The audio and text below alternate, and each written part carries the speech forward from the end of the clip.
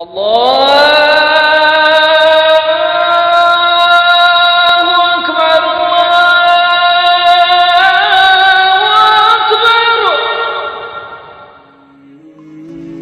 السلام علیکم ورحمۃ اللہ وبرکاتہ۔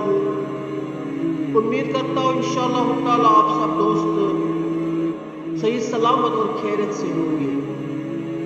آج رب الجلیل کے فضل و کرم سے آج پھر ایک بار آپ سب دوستوں کے ساتھ پیارے نبی صلی اللہ علیہ وسلم کی ایک اور بہترین اور اہم حدیث پاک شیئر کروں گا۔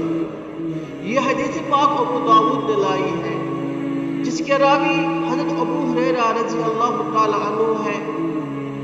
حضرت ابو ہریرہ رضی اللہ تعالی عنہ روایت کرتے ہیں کہ نبی کریم صلی اللہ علیہ وسلم نے فرمایا، ہمارے امام، ہمارے رہبر، اس کائنات کے رحمت العالمین حضرت محمد رسول اللہ صلی اللہ علیہ وسلم نے فرمایا، حسد سے بچو، اس لیے کہ حسد نیکیوں کو اس طرح کھا جاتا ہے جیسے آگ لکڑی کو کھا جاتی ہے، یا فرمایا خاک خشک گھاس کو کھا جاتا ہے۔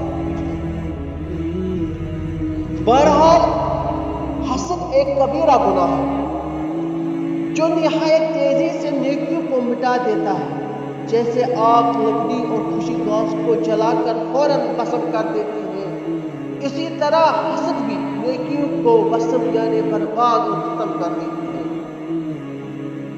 اللہ تعالیٰ سے دعا ہے اللہ تعالیٰ ہم سب کو حسد کی بیماری سے دور رکھے،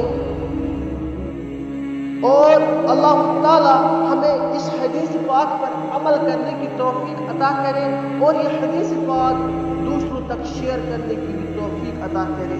آمین ثم آمین۔